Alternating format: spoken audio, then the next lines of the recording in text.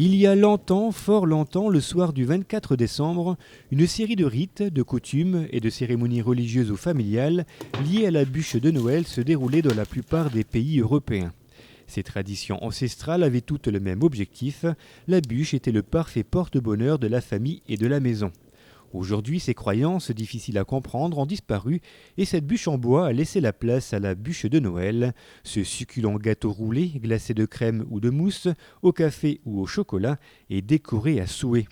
Dessert idéal pendant ces fêtes, nous nous sommes rendus dans une pâtisserie messine pour découvrir les secrets de sa fabrication. Rencontre avec le chef pâtissier Hervé Langard et toute son équipe. Une rencontre délicieuse et gourmande. Au menu du jour, une bûche pomme d'amour mousse au chocolat avec un pain de gêne aux amandes. C'était que du bonheur. Retour au point de départ avec la fabrication de ce pain de gêne, le biscuit qui servira de fond de bûche. Donc pour ce faire, pâte d'amande que je vais mettre dans cette cuve. Hop. Voilà.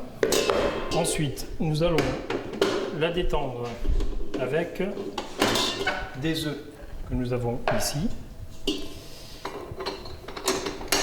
Voilà. Hop, on met ça en place et on commence tout doucement au minimum. Voilà. Ensuite, on incorpore délicatement les œufs, petit à petit. Très très important au début, de façon à ne pas créer de morceaux de pâte d'amande qui ne s'enlèveront plus par la suite. On accélère la vitesse tout en incorporant le reste des œufs.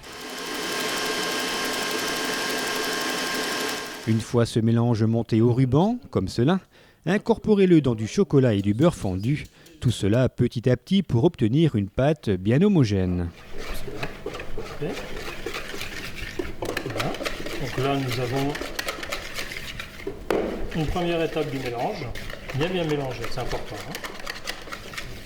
Je vais la verser dans l'autre préparation. Donc là, on a le chocolat, le beurre et une partie de la pâte d'amande avec les œufs. Et on verse tout ça dans la pâte d'amande. Ensuite, on incorpore la farine tamisée avec la poudre élevée, car c'est un biscuit. C'est pas un biscuit, c'est un pain de gêne. Un pain de gêne très, très riche en matière grasse et il faut un petit agent levant de façon à aérer le biscuit. Ensuite, cette préparation, nous allons la verser dans un cadre avec une feuille de papier cuisson dans le fond.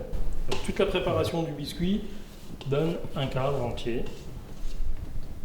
Ensuite, on étale donc, le biscuit délicatement, le pain de gêne délicatement à la palette. Et voilà notre pain de gêne prêt à être enfourné. Ok, donc j'emmène ça. Donc, on va mettre ça au four. Hop. Voilà. Porte calcitrante.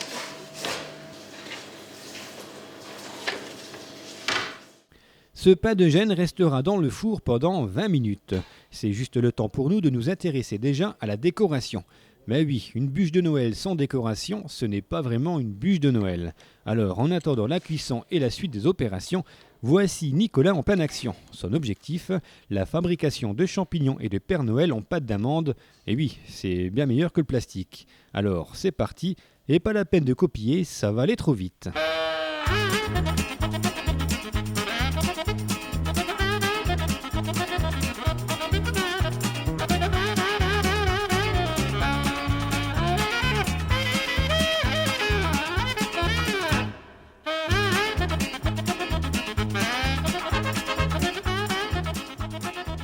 Et ils sont pas beaux nos champignons et nos Pères Noël, alors on les retrouvera tout à l'heure. Deuxième étape de la fabrication de notre bûche, et n'oublie pas auparavant de sortir le pain de gêne, sinon c'est la catastrophe assurée.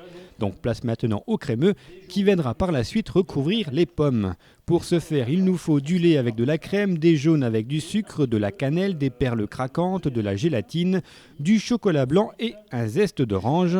Après, on écoute le chef. Donc, nous allons mettre notre crème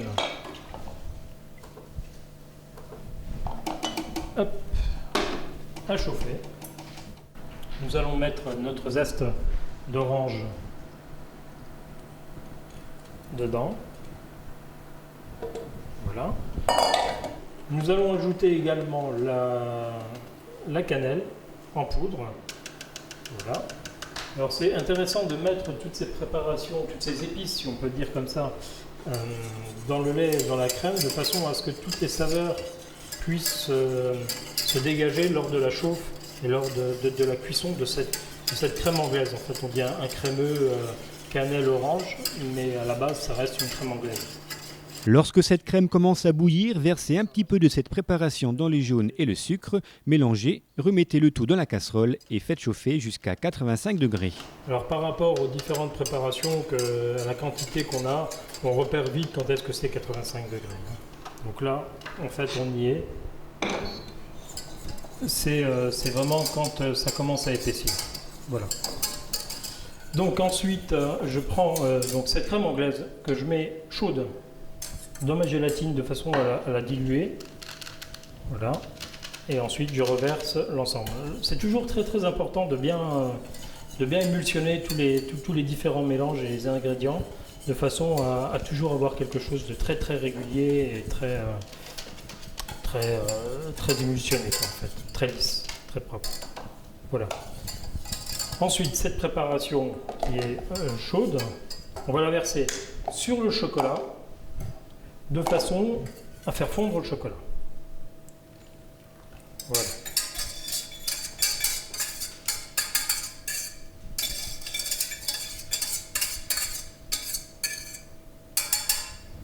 Voilà. Et ensuite, à l'aide d'un mixeur, nous allons émulsionner ce crémeux.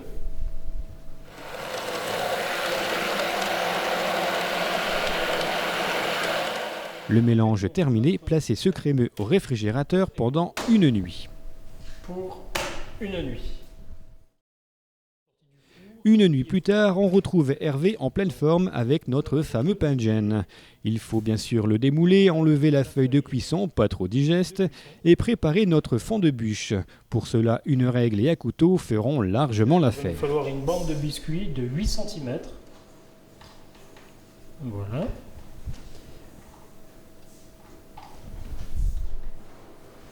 À chaque fois, j'utilise le mot biscuit, mais en fait, c'est un pain de gêne.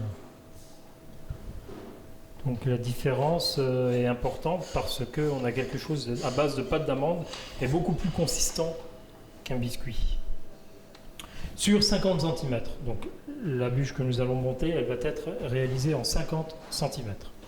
Après cette partie technique, c'est le moment de placer les pommes caramélisées au four avec de la cannelle et du sucre cassonade sur le pain de gêne. Le but étant de former un mélange homogène sur toute la longueur de la bûche.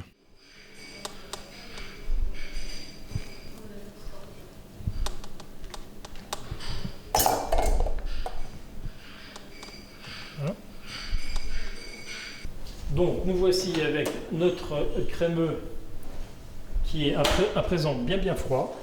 Donc c'est une préparation vraiment très crémeuse, c'est le cas de le dire. Voilà, on a quelque chose d'intéressant parce qu'on a des zestes, etc. Donc la cannelle qui donne cette couleur un peu brune, on va dire.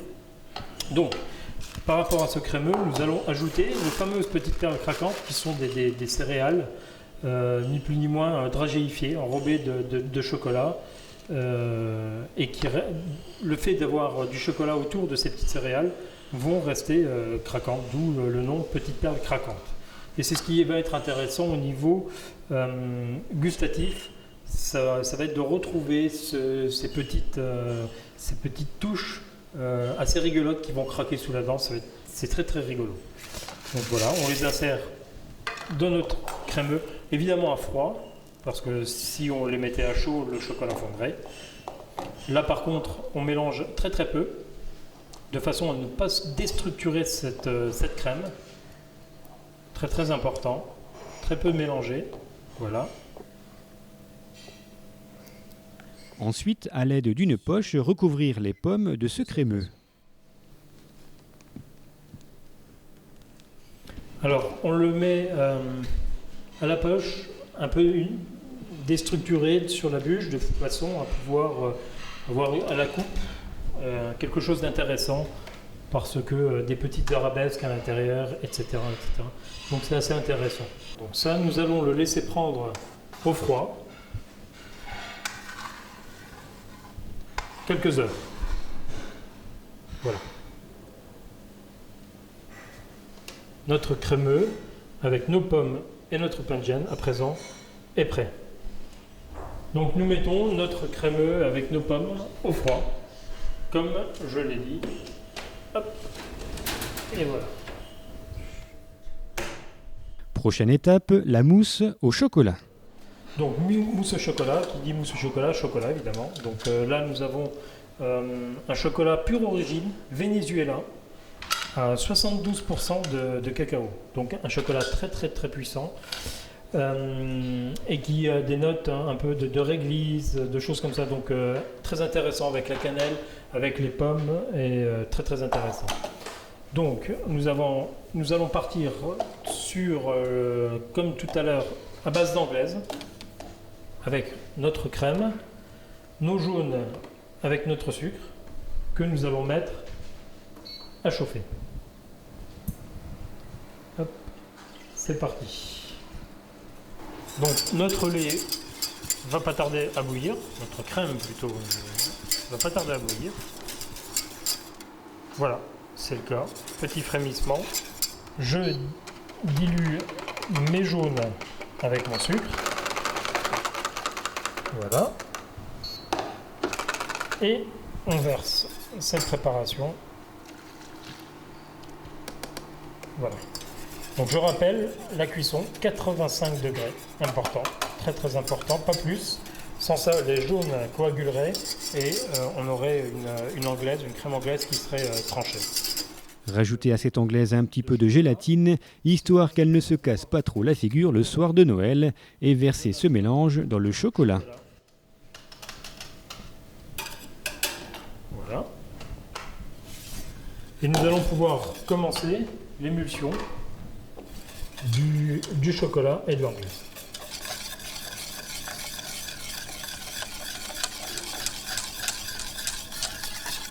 De la même façon, on émulsionne de façon à faire une belle émulsion, un beau produit.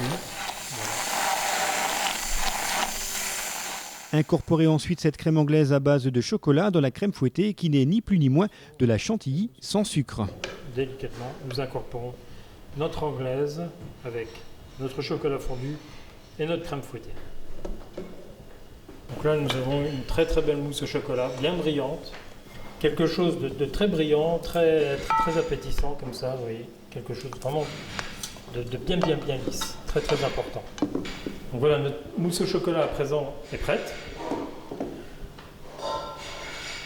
On va la laisser de côté et on va récupérer notre insert de pommes pain de gêne. Voici donc notre insert de crémeux refroidi. Dans ce moule à bûche, versez maintenant la mousse au chocolat. Il ne reste rien du tout au niveau de la mousse au chocolat. Il faut tout mettre dans la gouttière. Vous aurez remarqué que la gouttière est filmée auparavant. Vous verrez plus tard que ce qui est intéressant, c'est le côté lisse de la bûche qui est... Enfin, vous verrez pour la finition, ça sera beaucoup plus simple et beaucoup plus... Ça fera un mystère en fait. Ça fera le secret gourmand, comme on peut dire. Voilà. Ensuite, là, opération délicate. Il faut prendre l'insert délicatement. Voilà. Hop. Et on va l'incorporer dans la bûche. Voilà. Et nous allons laisser prendre cette bûche une nuit. Et ensuite, on pourra passer au décor. Et voilà. Voilà.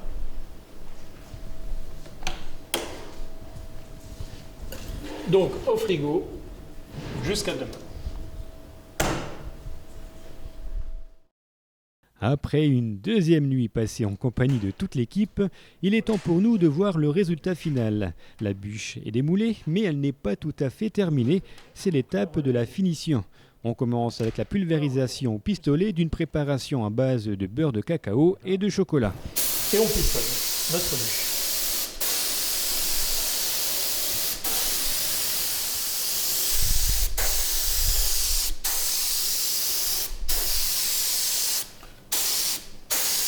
Donc le fait que notre bûche soit froide, ça donne cet aspect velours dû à la cristallisation du beurre de cacao au contact du froid. Voilà, à présent notre bûche est terminée. Terminé, c'est vite dit. Il faut encore la découper en 3 et surtout passer à la décoration. Et c'est là qu'interviennent nos Pères Noël, nos champignons et autres figurines en pâte d'amande ou en chocolat. C'est le début d'un nouveau travail, artistique cette fois. Suivant la taille de la bûche, on va pouvoir mettre donc, le joyeux Noël. Ça c'est impératif. Cette fois, c'est bon, cette bûche est bel et bien terminée et prête à se faire déguster. Oui, mais voilà, c'est que là, on a oublié une étape dans ce reportage, c'est la dégustation. Bon, croyez-moi sur parole, elle était délicieuse. Ah bah tu m'étonnes. D'ailleurs, j'en reprendrais bien un bout. Bon, alors, joyeux Noël et bon appétit. Allez, ni vu ni connu, le dernier bout, c'est pour moi.